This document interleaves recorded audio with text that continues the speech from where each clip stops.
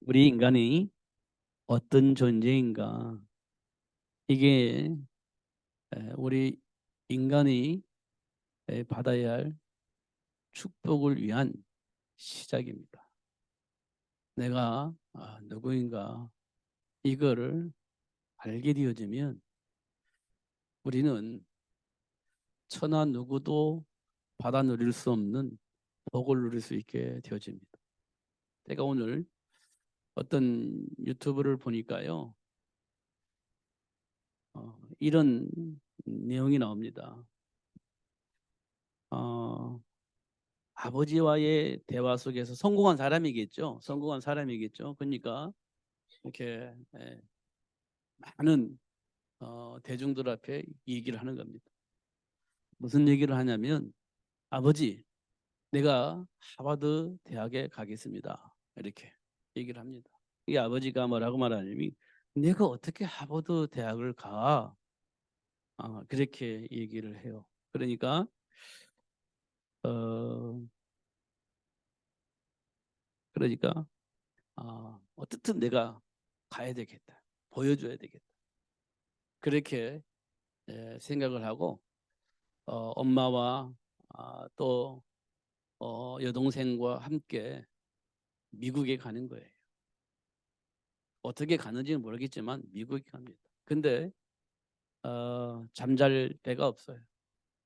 어, 그러니까 어쨌든 쪽박 같은데 들어가는 겁니다. 그리고 식당 뭐 이렇게 아르바이트를 했는지 이렇게 방을 하나 얻어줘가지고 나무를 잘라가지고 하파를 옮겨니까 그게 책상이 됐대요. 거기서 공부를 이제 했는데 어느 정도 여러분 공부했습니까? 라고 얘기를 해요. 그러면서 이런 얘기를 합니다. 10대 때에 김연아는 어, 피겨에 미쳤고 또 우리가 잘 아는 축구 선수는 축구에 미쳤었다. 근데 나는 공부에 미쳤었다. 이렇게 얘기를 합니다. 왜 미쳤냐? 이유를 가지고 있기 때문에 미치는 거예요. 이유를 가지고 있으니까. 박지성이는 축구에 미쳤다. 그래서 축구가 된 거고 김연아는 피기에 미쳤기 때문에 그게 된 거다. 근데 언제 됐냐? 10대 때 그게 됐다. 그게 10대 때 그걸 보고 미쳐서 했다. 그래서 그런 자리에 들어가게 된 거다. 근데 자기는 공부에 미쳤다. 그래서 자기는 하버드에 갔다는 얘기 아니겠습니까? 음. 어느 정도 미쳤냐? 사전을 자기가 갈아 마실 만큼 공부를 했다는 거예요. 미쳤으니까. 음. 이 말은 미쳤다는 말은 우리 잘 생각을 해야 돼요. 이 말은 뭐냐면 이유가 있다는 거예요. 이유가 없는 미친 건 없죠. 이유가 있으니까 그걸 꼭 이뤄야 되겠다라고 하는 생각을 하니까 막 집중으로 파고 들어가는 거지. 그렇지 않습니까? 그러면서 정말 미친 사람은 어떤 사람이냐? 이유 없이 사는 사람이 정말 미친 사람이다. 이렇게 얘기를 했습니다. 내가 뭘 위해서 사는지를 몰라. 그게 제정신이 아니라는 겁니다. 그런 얘기를 하더라고요. 이 땅의 대부분의 사람들은 무엇을 위해서 살아야 할 것인지에 대한 비전이 없을 겁니다. 무엇을 위해서 살아야 할 것인지에 대한 비전이 없을 거예요. 그냥 잘 먹고 잘 사는 거예요. 그냥 직장 생활 잘 하면서 그냥 남들처럼 아니 남들보다 조금 더 열심히 해서 돈 많이 벌어서 그냥 행복하게 사는 것. 이게 비전이라고요? 아니에요. 그냥 남들이 다 하는 것처럼 하는 거예요. 내게 있는 비전은 아닌 겁니다. 이제 그런 얘기를 하는 거예요. 많이 보니까 이 땅에 많은 사람들이 삶의 이유를 잃어버리고 사는 거구나. 그러니까 막 어떻든 먹고 살아야 되니까 이기적이 되는 거예요. 먹고 살아야 이기적이 되는 겁니다. 그러니까 조금만 손해가 갈 것 같으면 못 견디는. 그리고 조금만 막 보이는 거예요. 성공의 분이 보이는 거예요. 내가 원하는 거 얻을 수 있는 막 그 길이 보이는 겁니다. 그러면요, 이게 망하는 것인지 이게 나에게 도움이 되는 건지 손해가 되는 건지 상관하지 않습니다. 무조건 매달립니다. 조금이라도 내게 유익이 될 것처럼 뭐가 보이면 죽는 길인지 사는 길인지 모르고 달려드는 거죠. 이 땅의 대부분의 사람들은 그러고 있을 겁니다. 어. 그러니까요. 생각이 아무런 생각이 없어요. 무엇을 위해서 사는지를 모르니까 아무 생각이 없어요. 내게 손해 보면 막 미치겠는 거고요. 음.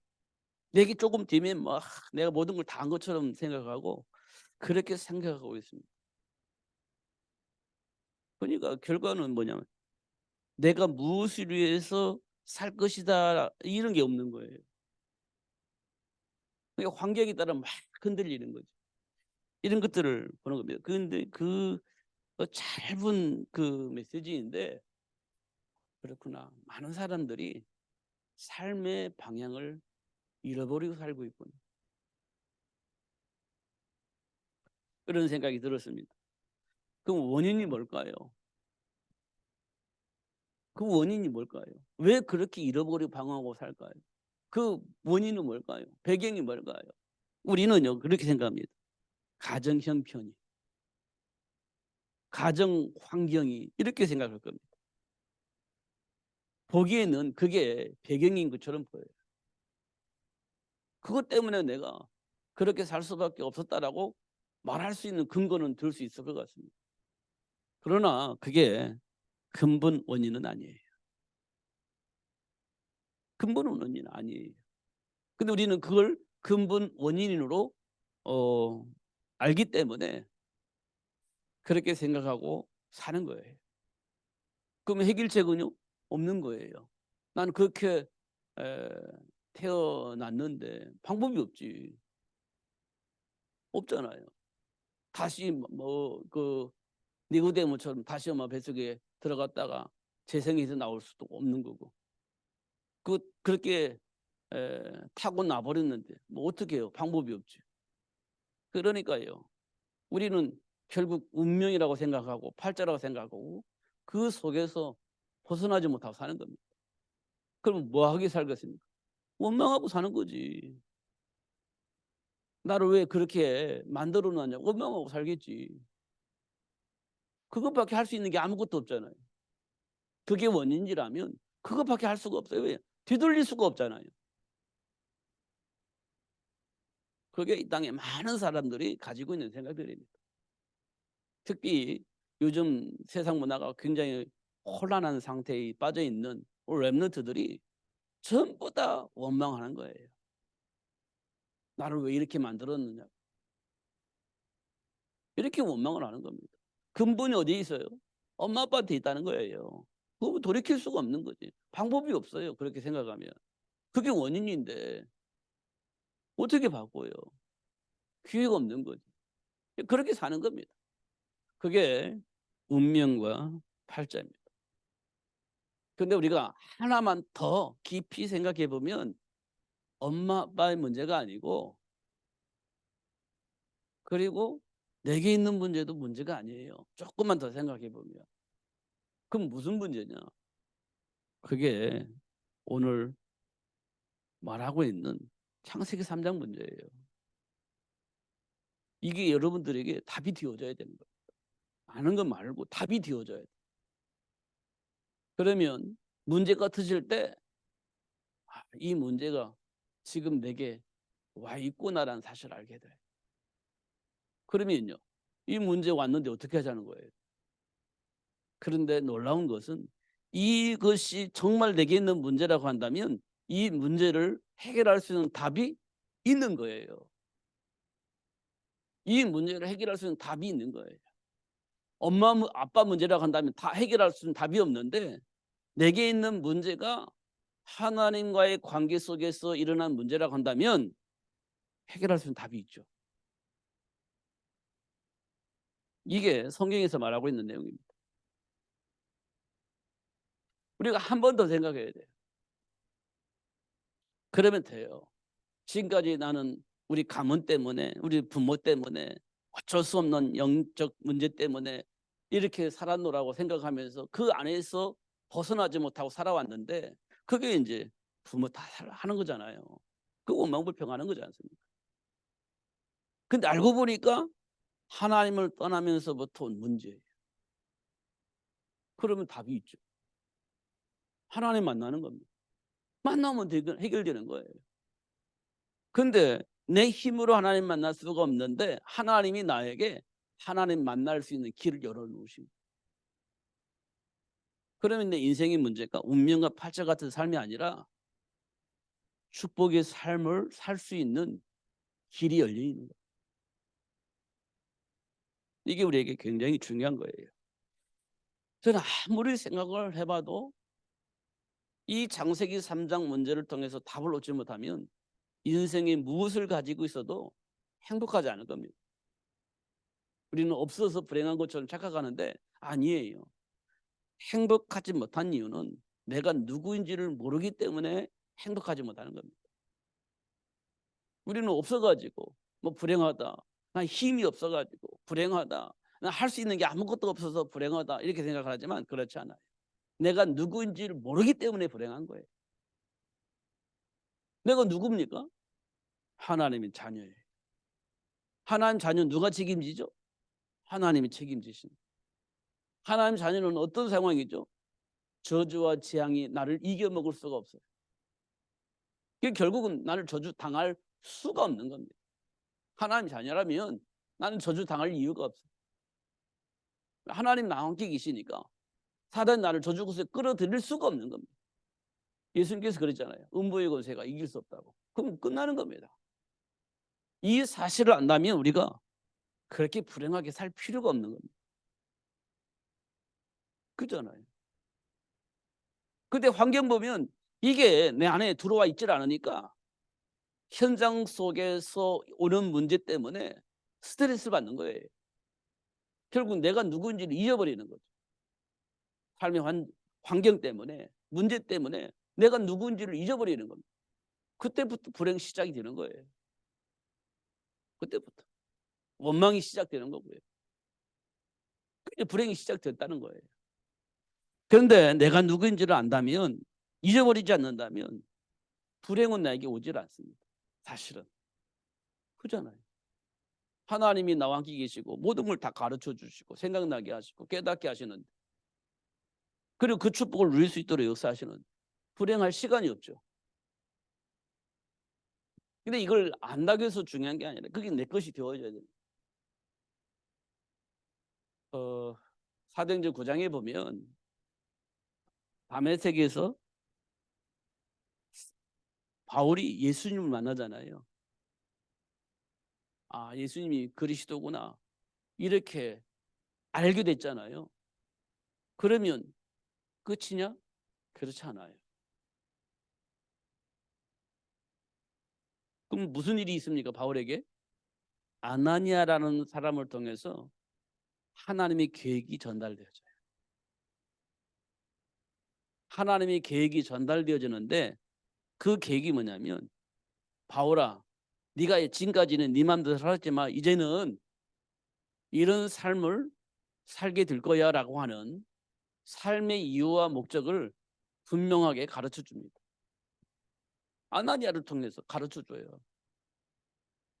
그러니까 결국 사도 바울이 아나니아를 통해서 아, 하나님이 나를 그런 일로 부르셨구나 이렇게, 그리고 그런 일을 위해서 나를 준비하셨구나 이런 걸 알게 된 겁니다.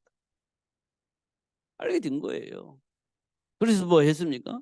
사도 바울이 이방인과 이방 임금들에게 또 이스라엘 백성들에게 예수가 그리스도임을 증거할 수 있도록 하기 위해서 나를 불렀구나. 그럼 나는 그 일을 위해서 살아야 되네.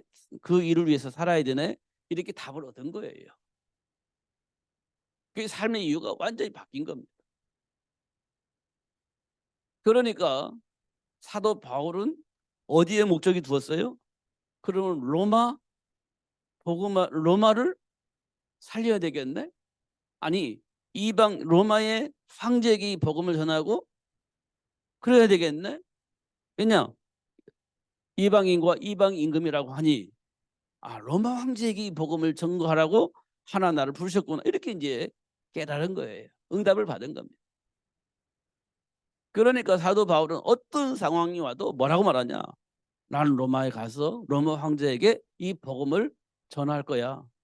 그렇게 되어지게 하나님이 역사하실 거야. 이걸 쉬지 않고 얘기를 합니다. 풍랑을 만났을 때도 나는 로마에 가서 로마 황제한테 가서 이 복음을 전하게 될 거야. 그것 때문에 하나님께서 나를 지켜주실 거야. 이렇게 얘기를 하시는 거예요. 그게 뭡니까? 삶의 이유예요. 복 받으려고 하는 게 아니고 하나님이 원하시는 그 일을 위해서 하는 거예요. 그 일을 하다가 사도 바울은요, 수많은 핍박을 받아요. 돌에 맞아 죽기도 하고, 독사한테 물려 죽을 뻔 알기도 하고, 막 그렇지 않습니까? 많은 과정이 있어요.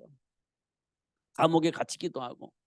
그런데 사도 바울이 잘 먹고 잘 살려고 기도했던 적은 없는 것 같아요. 문제 해결을 위해서 기도한 것도 없는 것 같아요. 오직 로마 복음화를 위해서 언약 붙잡고 기도할 때마다 로마 복음화를 위해서 하나님 어떻게 역사하시는지 응답을 받아 누렸던 것 같아요. 이런 부분들이 굉장히 중요한 겁니다. 실제적으로. 근데 우리는 어디에 목적을 두고 있냐면 잘 먹고 잘 사는 것, 내가 행복하게 사는 것, 여기에 대부분 초점이 맞춰져 있어요. 행복하면 좋아요. 근데 행복하지 않으면 싫어요. 하나님이 원하는 것 신경 안 씁니다. 나만 행복하면 돼. 내가 원하는 것 내 삶 속에 열매로 나타나면 돼. 세계복음화 관심 없습니다. 그러니까요. 잘 되면 너무너무 좋고 막 행복하고 때때로는 교만도 하고 못 되면 막 금방 낙심하고 좌절하고 불신자처럼 살고 그런 겁니다. 우리 삶 현장 보면 그래요. 차이점이 뭘까요? 차이점.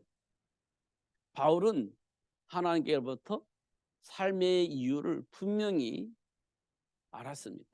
하나님께로부터 내가 지금까지 이제 어떤 삶을 살아왔는지는 알잖아요. 근데 어떤 삶을 살아야 할 것인지에 대한 답을 하나님께로 얻은 거예요.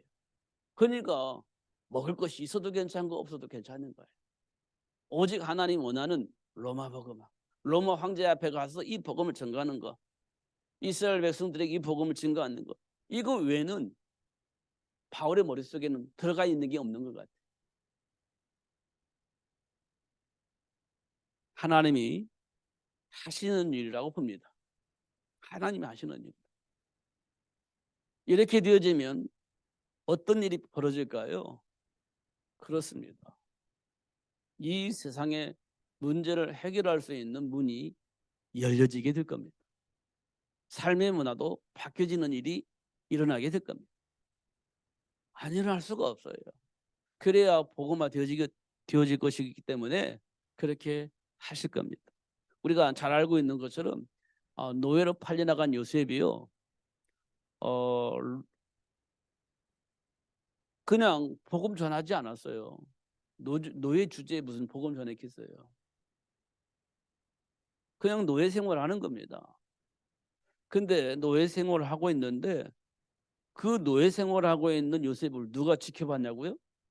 주인이 지켜보는 겁니다. 주인이. 왜 지켜봤을까요? 요셉이 하는 일마다 잘 되는 거예요. 요셉이 하는 일마다 형통하게 되어지는 겁니다. 그냥 지켜보다가 그냥 뭐 노예이겠지 하고 생각을 하다가 요셉이 하는 것마다 다 형통하게 되어지고 요셉이 하는 것마다 잘 되는 거예요. 그러면서 자기 집이 부자가 되어지는 겁니다. 그러니까 주인인 보디발이 야 이상하다. 그렇게 지켜보는 거지. 참 이상하네. 뭐가 왜 그렇지?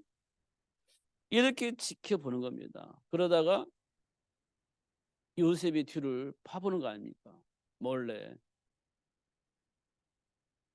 근데 알고 보니까 아, 하나님을 믿는 사람. 하나님을 믿는 사람. 요셉은 하나님의 배경을 가지고 인생을 살고 있었던 사람이에요. 노예가 됐든 안 됐든 그게 중요하지 않아요. 하나님을 배경으로 삼고 하나님의 배경을 누리며 살았던 사람. 이 노예 환경 속에서도 하나님의 배경을 누리는 사람이었다는 거예요. 하나님이 준비한 축복을 놓치지 않고 누릴 수 있는 삶을 살았다는 거죠. 감정의 흔들림이 없었다는 겁니다. 환경의 흔들림이 없었다는 거죠. 그걸 누가 봤냐? 보디발이 본 거예요. 그러니까 보디발이 야, 너 이제부터 노예하지 말고 우리 집 가정 충모해. 이렇게 된 거 아닙니까? 그럼 야, 할렐루야 했을 건데 무슨 문제가 생기냐면 또 그 보디발의 아내 때문에 문제가 생겨가지고 누명 쓰고 감옥에 가잖아요. 그 얼마나 억울합니까? 할 말도 많이 있고. 그런데 요셉은 그렇지 않았어요. 어차피 하나님을 배경으로 삼고 인생을 사는 사람이었기 때문에 또 하나님께 질문하면서 가는 거죠. 하나님께 질문하면서 가는 거예요. 근데 마침 감옥에 갔는데 누구를 만나요? 애굽의 장관들을 만나는 겁니다. 뭔가 잘못해서 감옥에 와 있는 장관들을 만나는 거예요. 그 장관들의 문제를 다 들어보다가 꿈을 해석해 주는 거죠. 우리가 자꾸 뭘 하면 좋겠어요? 질문하는 겁니다. 하나님의 배경으로 질문하는 거예요. 그러니까 우리는 뭘 정말 잡아야 되냐면요. 언약을 잡아요. 하나님의 약속입니다.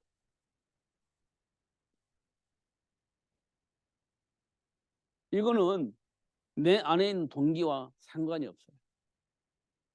내가 원하는 삶의 목적도 상관이 없어요. 그냥 하나님의 약속을 믿는 거예요. 하나님의 약속을 믿는 거예요. 환경과 상관없어요. 내 안에 있는 상처와 감정 이거 상관없어요. 약속을 믿는 거예요.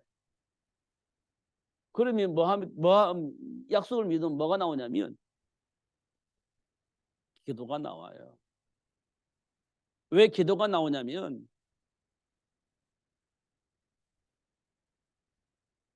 나의 삶의 배경이 있잖아요. 우리가 말하는 가문의 문제.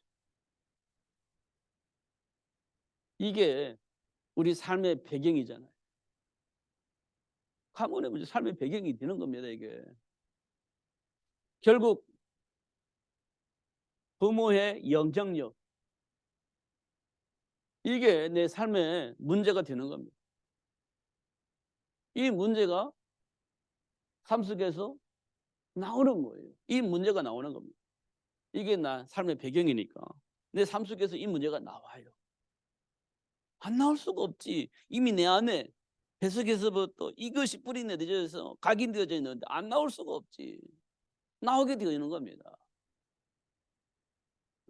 그럼 이때 우리가 어떻게 합니까? 이건 바꿀 수가 없잖아요. 그러니까 막 원망하고 불평하고 막 신경질 내고 그렇게 사는 거예요. 언약 잡은 자는 기도한다고 하잖아요. 이 기도가 뭐냐?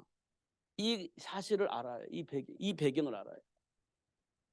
이렇게 되어져 있는 근본 배경이 있습니다. 그게 우리가 말하는 창세기 3장 문제예요.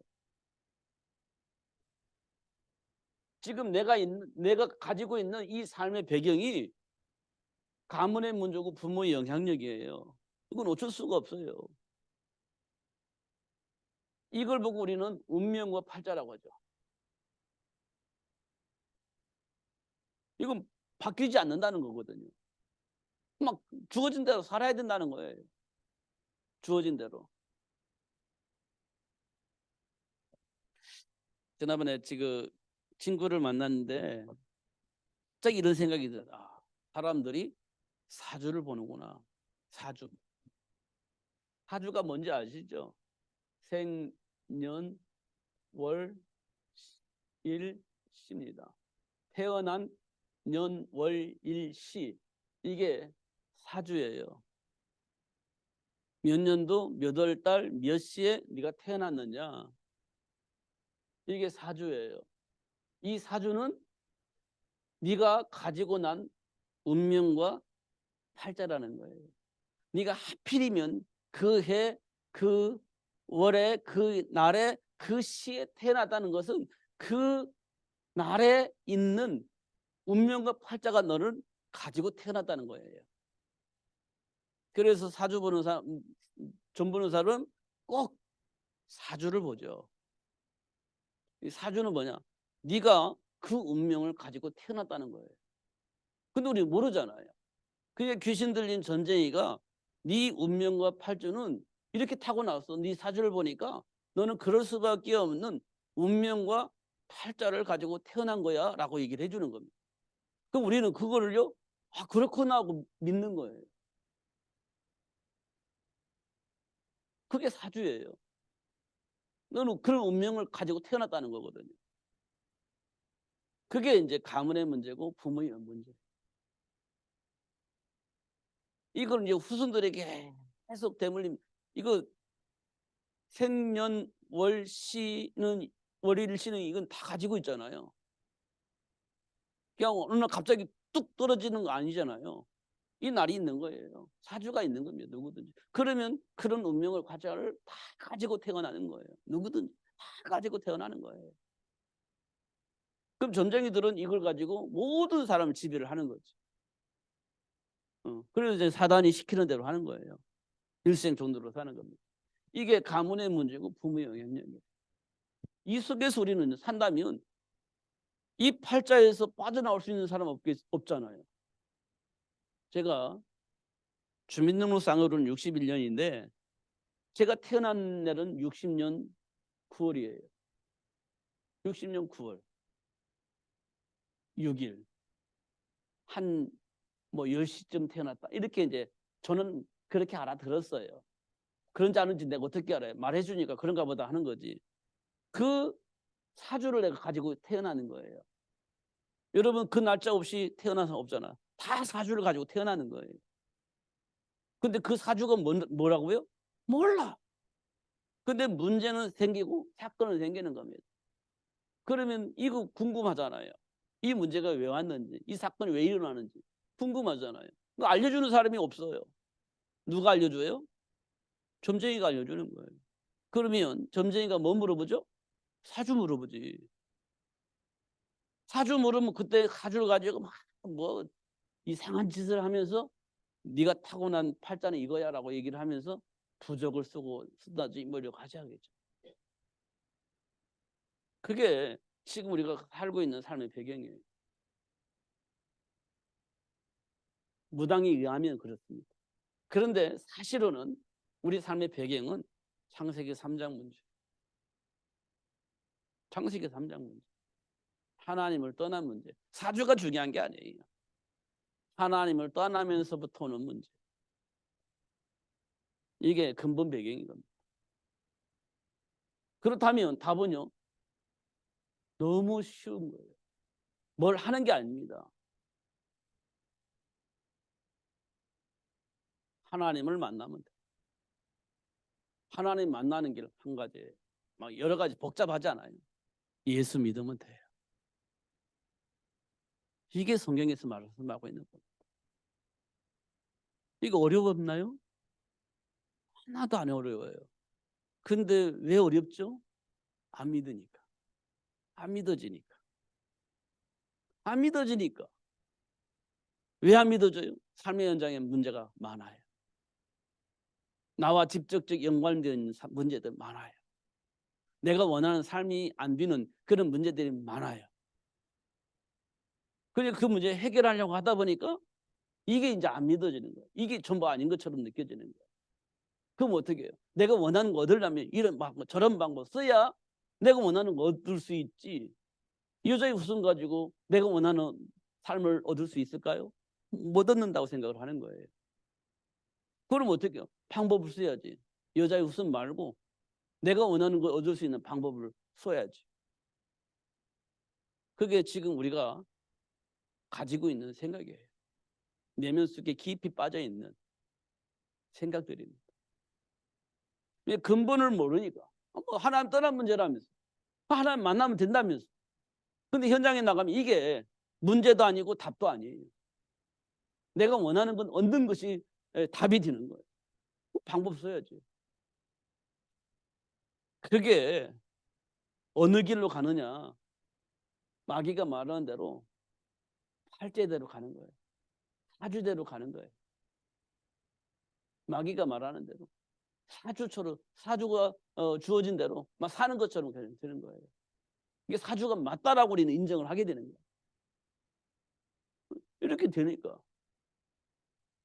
근데 여자의 후손을 잡아야 이 문제가 해방되는데 해결되는데 여자의 후손 안 잡아요. 그 뭐 귀신이 말하는 대로 사주대로 사는 거예요. 이렇게 되어지는 것을 우리가 확인할 수 있어요. 자, 그러면 근본이 하나님을 떠난 문제예요. 하나님을 떠나먹기 때문에 지금까지 이 모양 이 꼴을 사는 거예요. 하나님을 떠났기 때문에 이 모양 이 꼴을 살아온 거예요. 근데 우리는 운명과 팔자대로 산다라고 생각을 하는 거예요. 이걸 빨리 바꿔야 되는 겁니다. 근데 안 바꿔줘. 왜냐? 삶의 현장에 많은 문제들이 있어요. 내가 원하는 대로 되어지지 않는 많은 문제들이 있어요. 그러면 이제 우리는 나도 모르게 이 운명과 팔자 속에 사는 것처럼 착각을 하는 거예요. 이걸 바꾸려고 발부둥 치는 겁니다. 바꾸려고 막 그리스도. 근데 나는 이미 운명과 팔자에 잡혀있기 때문에 그 속에서 그리스도를 외친다고 해도 사실은 해결 안 돼요. 그럼 어떻게 돼요? 아, 이게 하나님을 떠난 문제구나. 이렇게 받아들여져야 됩니다. 운명과 팔자가 아니라 하나님을 떠난 문제로 보여줘야 돼요. 그래야 그리스도가 답이 되는 거죠. 운명과 팔자라고 생각해놓고 그리스도 잡은다고 해서 해결되겠어요? 하나님을 떠난 문제로 보여줘야 그리스도가 답이 되는 거예요. 그게 사단의 머리를 상하게 하고 하나님을 불신하고 떠난 죄 문제를 해결할 수 있는 방법은 여자의 후손을 통해서만 해결되어지는 겁니다. 그렇잖아요. 이게 회복되어져야 되는 거예요. 이게. 그러면 뭐가 보이냐? 그리스도를 통해서 뭐가 보여지냐? 뭐가 보여지겠어요? 준비된 축복이 보여져요. 그리스도를 통해 보면 준비된 축복 보여집니다. 그런데 이 축복을 잃어버렸던 겁니다. 잃어버렸던 축복이에요. 준비는 되어져 있는데 잃어버렸어요. 누릴 수가 없어. 이걸 보고 우리는 창세기 3장 문제라고 해요. 근데 이게 없어졌냐? 없어지지는 않았어요. 내게 여전히 있습니다. 다만 몰라서 누리지 못하는 상태에 빠진 겁니다. 이게 창세기 3장 문제. 주어져 있는 건데 누릴 수 없는 상태에 빠진 거예요. 모르니까. 이걸 보고 창세기 3장 문제라고 합니다. 언약 안에서 보니까 이게 보이는 겁니다. 그런데 언약 안에서 보니까요, 이거를 회복할 수 있는 길이 있는 겁니다. 이 축복을 회복할 수 있는 길이 있어요. 회복할 수 있는 길이 있는 거예요. 언약 안에서 보니까. 와, 그러면 누구든지 회복하고 싶지 않아요? 그럼 어떻게 해요? 출애굽기 3장 18절에 보니까 희생제물, 요한복음 1장 12절에 보니까 영접하는 거. 이거 당연히 해야 되는 일이에요. 준비된 축복을 잃어버렸는데 그걸 회복해서 누릴 수 있는 길이 있는데요. 당연히 그 길을 가는 거지. 꼭 가야 된다. 안 가면 큰일 나. 이렇게 해서 억지로 가는 게 아니에요. 이건 당연히 가는 거예요. 당연히 수용하는 겁니다. 내 인격적으로. 그러니까 난 안 믿는데 믿으라고 해가지고 어쩔 수 없이 그렇게라도 믿으면 다행인데요. 중요한 건 나중에 원망하거든요. 스스로 그걸로 선택을 해야 돼요. 스스로. 먹든지 마시든지 나는 이 길 갈 거야. 이게 굉장히 중요한 겁니다. 굉장히 중요한 거예요. 그러면요 가는 거예요. 노아가 방주 만들듯이 방주 만들듯이 가는 거예요. 누가 뭐라 해도지 가는 거예요. 답이니까. 이게 굉장히 중요한 겁니다. 아주 중요한 거예요. 그러니까 과거가 어떻든 간에 그것이 나를 올무로 묶을 수가 없어요. 답을 얻으면. 우리 옛날에 어른들은요 소설을 쓰면 뭐 몇 권을 쓴다고 하잖아요. 그만큼 파란만장한 삶을 사는 거예요. 상처도 있고 원망도 있고 막 소설을 쓰면 몇 권 쓴다고 하잖아요. 어른들은 그 과거를 빨리 내려놓아야 돼. 그게 전부 다 사나의 통로거든요. 왜 통로지되냐면 그리스도를 믿지 못하게 만드는 통로가 됩니다. 원망이 되니까 내가 옳다고 주장하니까 틀린 말은 아닌데 그리스도 안에 있는 축복을 누릴 수 있도록 하나님 준비한 축복을 누리지 못하게 만든 통로가 되어버리는 거예요. 우리가요 제일 잘 안 되는 사람은 뭐냐면 인생이 파란만장한 사람들, 상처가 깊이 있는 사람들, 이 사람들이 그리스도가 잘 안 누려져요. 상처가 깊어 뭐 건드려지니까 막 그게 막 자꾸 나오니까 분노가 막 생기고 그러니까 이 그리스도가 잘 안 누려지는 겁니다. 현실적이지 그리스도가 현실적이지 않아. 그럼 내 안에 있는 상처들이 현실적이야. 현실 속에서 느껴졌던 여러 가지 상처들과 여러 가지 막 운명, 원망과 불평할 일들이 현실 속에서 실제적으로 체험한 것들이잖아요. 그게 현실적이야. 근데 그리스도는 현실적이지 않다고 생각하는 겁니다. 그래서 상처 많은 사람들이 예수 믿는데 걸림돌들이 많아요. 잘 안 됩니다. 여러분들, 그럼 우리는 어떻게 돼요? 빨리 그러면서 내려놓아요. 희생제물 어린 양의 피, 예수를 영접하는 것, 예수 이름으로 기도하는 것. 이게 굉장히 중요한 겁니다. 이 부분이 속히 되어져야 돼요. 이 부분이 속히 되어져야 돼요. 그러면 이제 모든 것이 정상적으로 돌아올 수 있는 시작이 되어집니다. 막 또 원망하고 또 아니야 막 말할 수 있는 일들이 많이 있겠지만 그걸 내려놓고 언약 잡고 기도하는 게 굉장히 중요한 일. 사실이니까 막 하고 싶겠지. 아니 하게 되겠죠. 근데 그거 내려놔야 돼. 그래서 하나님 주신 언약 붙잡고 기도해요. 굉장히 중요한 일이에요 이거. 그런데 현실이니까 또 말을 안 할 수가 없어. 본능적으로 나와. 그런다 할지라도 내려놓고 언약 잡아야 돼요. 어쩔 수가 없어요. 이게 하나님의 방법이니까. 다른 방법은 없어요. 오직 이 길이에요. 이렇게 우리가 좀 말씀을 듣는 것이 굉장히 중요합니다. 그래야 이제는 이래야 이 세상에 이 복음을 말해줄 수 있는 사람들이 있어야 되는구나, 많아야 되는구나 알게 되죠. 이런 사람들이 이 세상에 가득 차야 되는구나. 그게 생육 번성 충만이에요. 하나님의 방법, 하나님이 원하시는 세계복음의 방법이에요. 현장을 보면서 그리스도를 아는 것이 굉장히 중요하구나. 이 그리스도를 알고 누릴 수 있는 사람들이 이 상에 가득 차야 되는 것이 맞구나. 이렇게 되는 겁니다. 이렇게 될 때 대형화 사역이 굉장히 중요한 사역이라는 사실을 알게 돼요. 모든 문제의 시작도 대형화 사역이지만 모든 축복을 회복할 수 있는 길도 대형화 사역이 되는 거예요. 이게보다 더 중요한 건 없죠. 237 나라 5천 종족을 살리려면 이 그리스도를 아는 자가 237 나라 5천 종족을 살릴 수 있는 전도 제자가 되는 거예요. 모든 민족을 제자 삼으라. 모든 민족은 삶의 배경이 있겠죠. 아프리카 가면 아프리카의 전통적인 어떤 종교가 있잖아요. 시인이 있잖아요. 그 사람들이 그 모든 걸 내려놓고 예수를 믿어야 된다는데 그런 제자를 만들으라는 얘기거든요. 그런 현장에 나가서 그 민족에게, 예? 그런 종족에게 가서 그런 거 다 내려놓고 예수 믿으라고 하라는 얘기, 예수 믿게 하라는 얘기거든요. 오히려 예수를 전도하는 전도 제자로 만들라는 얘기거든요.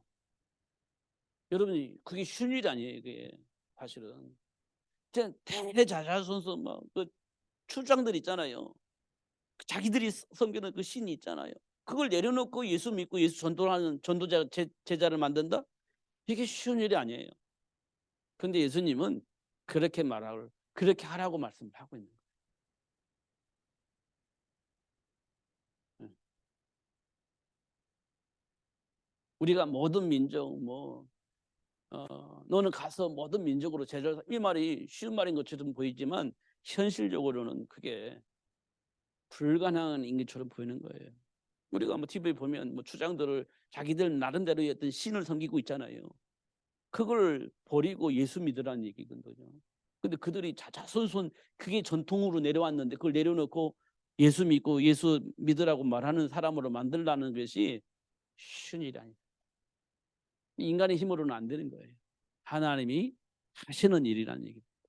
하나님이 하실 것이니까 가서 전도하라는 거예요. 나머지는 내가 알아서 할 거니까 너는 가서 전도하라는 거예요.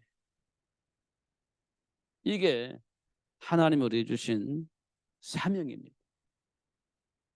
그런 제자 만들어내는 걸 보고 생육이라고 해요. 그것 때문에 결혼하는 거지. 그것 때문에. 그러니까 지금 삶 속에서 경험한 많은 것들이요. 여러분에게 굉장히 많은 영향을 주지만 사실은 그거는요. 발판이 되는 겁니다. 발판이 되어야 돼요. 그것 때문에 하나님이 원하는 삶의 이유를 발견해야 되는 거예요. 거기에 묶이지 말고 그곳에 막 영향을 받아서 어쩔 줄 모르고 방황하지 말고 그걸 발판으로 삼으셔야 돼요. 그래서 하나님 나를 부르셨구나. 이렇게. 그래서 하나님께서 나에게 경험하라고 이런 문제와 사건을 주셨구나. 이렇게 응답을 받아야 되는 거예요. 그러면 정말 응답 받으면요. 힘이 납니다. 아, 이거 보고 응답이라고 하는 거구나. 응답 받으면 힘이 나요. 그런데요. 억지로 배운 대로 응답이 내 안에 소화가 안 됐는데 응답이래. 그럼 신경질 납니다. 소화가 안 됐는데 그게 응답이래. 그러면 막 신경질 나요. 나는 죽겠는데 그게 무슨 응답이에요? 이렇게 반응을 하는 거예요. 실제적 응답 받으면 힘이 나는 거예요. 그리고 도전하는 거예요. 조금 전에 말했던 어떤 하버드 가교에서 막 사전을 다 자기가 막 걸레가 될 때까지 이게 공부했다고 하잖아요. 이유가 있으면 그렇게 되는 겁니다. 찾아가는 거지. 근데 오늘 본문은 뭐라고 돼 있냐? 하나님을 떠나면서 고통이 따른다. 아, 이게 하나님 떠나니까 고통이 따르는 거구나. 그래서 하나님께서 나에게 여자의 후손을 약속하셨구나. 이게 굉장히 고통이 아니라 여자의 후손을 보내주신 이유에 대해서 응답을 받는 시간이 되는 거예요. 그래도 우리는 고통으로만 보는 거니까. 이런 부분들을 좀 잘 확인하면 정말 삶의 가치를 알게 되어지고 누리게 될 겁니다. 그리스도 이름으로 승리하시는 여러분 되시기를 예수님으로 축복합니다. 기도하겠습니다. 살아계신 하나님 아버지 감사합니다. 정말 그리스도 안에 준비되어 있는 모든 축복을 발견하고 누릴 수 있도록 성령 하나님을 보내주시니 감사합니다. 무지한 우리에게 오셔서 하나님이 원하시는 것 가르쳐주고 또 생각나게 하시고 또 깨닫게 하셔서 준비된 축복을 누릴 수 있도록 역사하신 하나님, 감당할 수 없는 연약한 우리 감정을 하나님께서 축복하여 주셔되 감당할 수 있도록, 그리고 준비된 축복을 누릴 수 있는 사람으로 축복하여 주옵소서. 예수님 이름으로 기도합나이다. 아멘. 413장